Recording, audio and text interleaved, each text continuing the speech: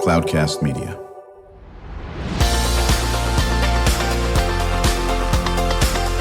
Drew Schlosberg Spotlight on the Community Show, amplifying the voices of social impact organizations, entrepreneurs, local nonprofits, and other community champions who shape the culture, creativity, and connectivity of San Diego. Brought to you by Mission Fed Credit Union, bringing good things to San Diego for over 60 years. Learn more about what is good for you and good for all by visiting www.missionfed.com.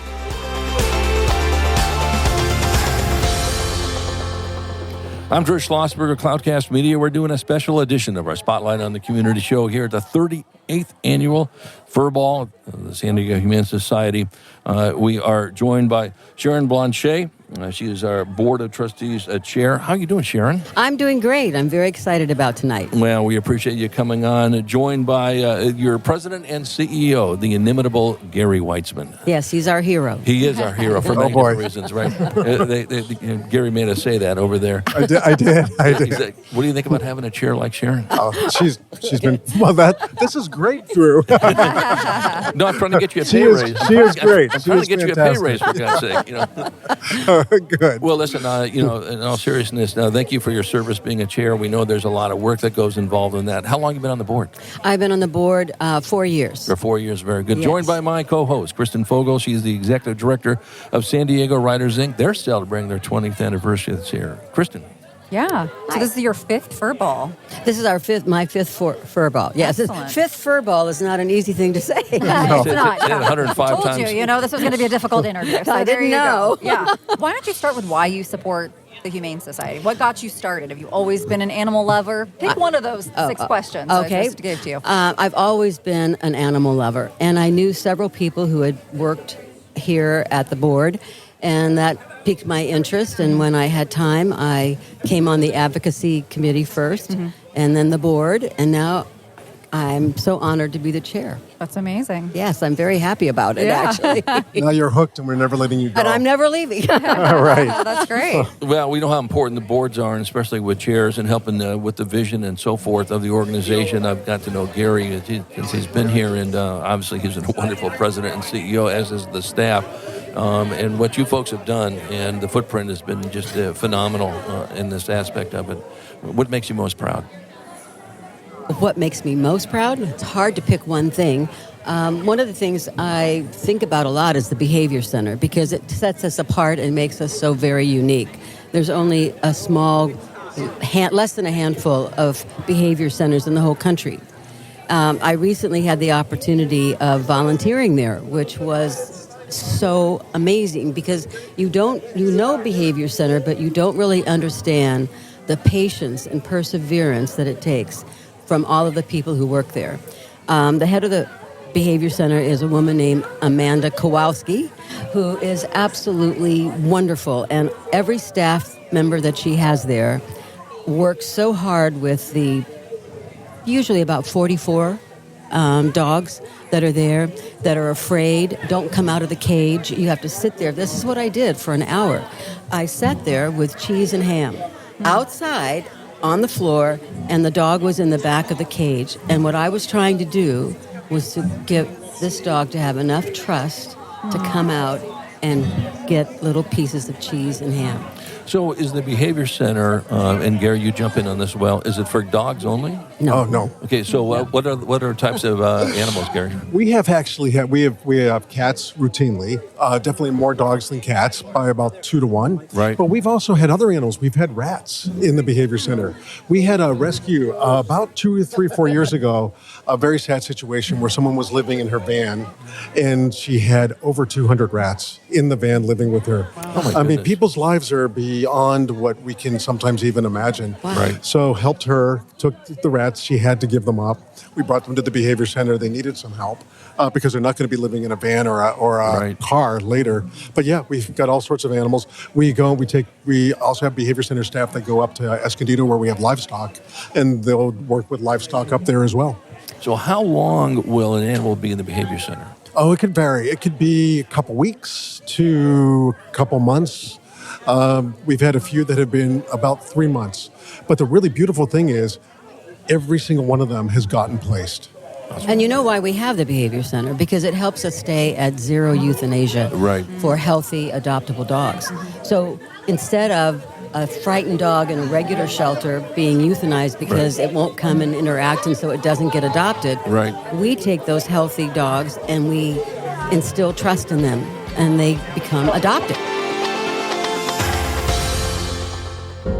When you do your banking with Mission Fed, you get great rates on auto and home loans.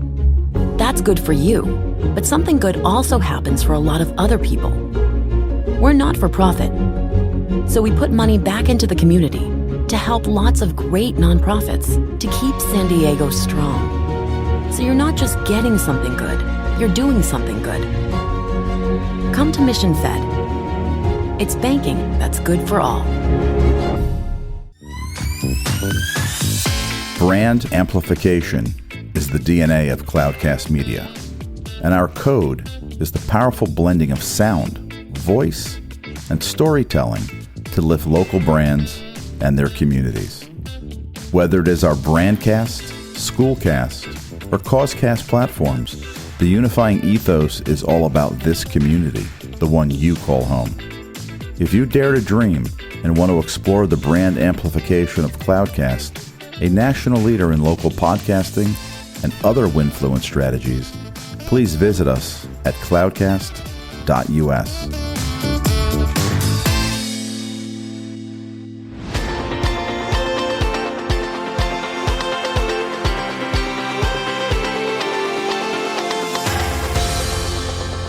I'm Drew Schlosberg with Cloudcast Media. We're doing a special edition of Drew Schlosberg Spotlight on the Community Show here at the 38th Annual Fur Ball at San Diego Humane Society. We're honored to have with us Sharon Blanchet. She is the Board of Trustees Chair for the Humane Society, joined by the President and CEO of the Humane Society, Gary Weitzman, and my colleague, my co-host, Kristen Fogel. She is the Executive Director of San Diego Writers Inc. Kristen?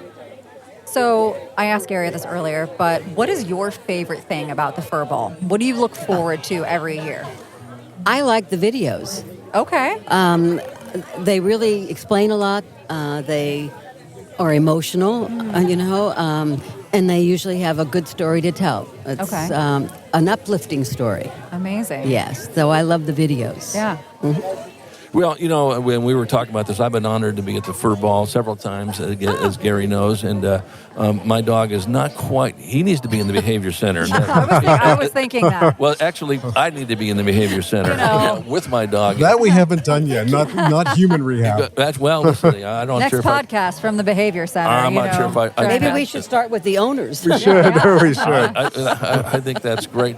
No, but I think what's so nice about that, and you were saying it's unique, that fact that the Behavior Center. How many Behavior Centers are there around the country? Do you know? It's less than a handful. Yeah, we know of two other ones. They're different than ours. One is with the ASPCA outside of Asheville, North Carolina, which got hit by that terrible Hurricane Helene. And they're terrific, and we work with them a lot. And there's another one, but they're very few. They're really hard to maintain. Our Behavior Center is unique in the number of animals. We have over 500 animals that go through it every year. Wow. Most of them take care of maybe 20, 30 animals a year. So it's a very different situation. But is it also a very specialized field to be get a degree in behavior science? I don't know. Amanda? Yeah, it very much is. There are very few veterinary behaviorists, but there are also behaviorists that are not vets, but there's still very few of them. Amanda is just an amazing person. Her team, her behavior team, and the animal care staff that work with them too, they're all behavior experts. It's amazing. Gary, I was going to ask you, did you send anybody over to North Carolina with the hurricane at all? Because you usually are on top of your game. When there's something that's going on, you folks are right out there sending people over. We reached out. They'd asked us not to go because there's so much damage. There's no infrastructure. What they need is supplies and money. Right. Mostly money. Right, exactly. Kristen, got a question for Sharon? If not, I got one. Well, I have something I want to say, but go ahead. No, you fire away first. Well, I think it's important for whoever's listening to know that we have a huge shortage of veterinarians in our country. Right. And that we have to go, well, not have to, but we do go up the state to try to help out because the many shelters don't have vets. And so to anybody listening, send your children to vet school. Absolutely. Yeah. We've had this talk with Gary many times. So. No, Gary has brought that up, and of Yeah. course, it's not inexpensive to go through veterinarian school, and they don't quite pay the same as a thoracic surgeon. I mean, No, it's a little different. Right. But you get the same amount of educational debt. right. Yeah, it doesn't seem to work out. Exactly. So, talk about your board. Talk about your colleagues on the board. Oh my gosh. We have an incredibly creative board. We have people from all walks of life, financial people. I'm in the legal part. There's a few other lawyers. There are people who were in the real estate world, so that when we're looking at all the different projects we have opinions from people who work in different areas that are there to help and guide us. Yeah, well, I think what's great is that when you have a board that's is locked, stock, and barrel, and obviously it is working in the same direction. Obviously, it makes it easier for Gary and his phenomenal, staff in that aspect. Are you guys working on any special initiatives? Yes. Moving forward? Yes. Well, the Community Vet Hospital is a particularly big item on our agenda to have happen. We're currently raising money to do that, and it would benefit the community enormously. So what is a community vet hospital? This is really a passion project. We're going to open the first community hospital dedicated to those that don't have the financial means to go elsewhere with their pets. And it'll open up right here on Gain Street in hopefully 3 years. We are in that design planning phase right now, and we'll hopefully break ground next fall. Yeah, I think you were mentioning the last time you were on the show. Is this unique? Sadly, it is, and we really need it. Nobody can afford veterinary care, right. No matter what situation your life has presented to you. But we definitely know there are some people with severe hardship, and we want to make sure that they can get their animals cared for, and they love them, and we don't want them in the shelter. We want them to stay with their families. Yeah, absolutely. Kristen? I just have to bring an alert. Sharon and I have eyed a puppy, and that puppy is asleep. Is he going? Asleep behind us. It's the cutest thing in the entire world. It's the most distracting podcast I've ever done in my entire life. No. Oh my goodness! There's a stroller with probably something fuzzy in it. I don't even. It's got a dog. It's got a crown. Oh, it's got a crown. I'm beside myself. That's the best part of the fur ball. Can I add one more thing that Please. I like? Absolutely. I mean, there are many things I like, but there's another one that I really want to highlight, and that is all the things that we do to keep animals with their owners. We have this pet pantry where people come and get food. We do vaccinations. And so we really are not just a place where we take in the strays, but we are a place where we try to keep the animals with their families. And we even have a program where if you have a problem just for a short period of time, we'll foster your animal so you can get it back. Wow. And that's really amazing. That's amazing. Yes. Yeah. One of the things also, Sharon and Gary and I have chatted about it. One of my close friends is the CEO of the Father Joe's Villages. Oh, and I did fundraising for them for 14 years. Oh, Go ahead. Oh, that's good. Yeah, before Dick and Jim got there. And but talk about what you do with the homeless folks. Yeah, we partner with Father Joe's. They're amazing. They're absolutely fantastic. I don't know what San Diego would do without them. Right. But our mission is really to help people that are on the streets, unhoused populations, people with any kind of trouble taking care of their animals or themselves. So we go to stand down at the high school every year, work with the veteran community. But yeah, it's a huge part of our mission. Yeah, and it's so important. We know that maybe the person who happens to be on the streets only loves, so to speak, and it's so critical. And you had mentioned before on this. So Sharon, how do people find out more about the Behavior Center? Do they just come and visit? Could they just go to the website? It's a website, and we also have a call-in at the Behavior Center. So if you're just a regular person and you have an issue, there's a telephone call. There we have classes, so that we offer a lot at the Behavior Center. So on our website, it explains all of that. Drew, you should be taking your dog. Yes, or Drew, you should go. I should go. I'll sponsor you. We don't take marital questions, though. We don't do that yet. You know what? I'll go first, and then I'll see if it's good enough for Jackson. And then we'll bring Jackson on this. Sharon Blanchet, thank you so much for your great service. Thanks for you for doing this. Well, listen, Gary is one of my favorite guests. We can do this forever, and we have a lot of fun doing this. Thank you for being the Trustees Chair of this great organization. Gary, I don't know what to say. You're a good friend, you're a good colleague, and you do great things for San Diego. We really appreciate that. I feel the same way about you, Drew and Kristen. Yeah, Thank you, guys. All right. And we hope everybody enjoyed this special edition of the Spotlight on the Community Show. We are the nation's longest-running Community Podcast on our 18th year. We are here at the San Diego Furball 38th Annual. We hope you enjoyed the interview. You've been listening to an episode of Drew Schlosberg's Spotlight on the Community Show, amplifying the voices of social impact organizations, entrepreneurs, local nonprofits, and other community champions who shape the culture, creativity, and connectivity of San Diego community. Brought to you by Mission Fed Credit Union, bringing good things to San Diego for over 60 years. Learn more about what is good for you and good for all by visiting www.missionfed.com.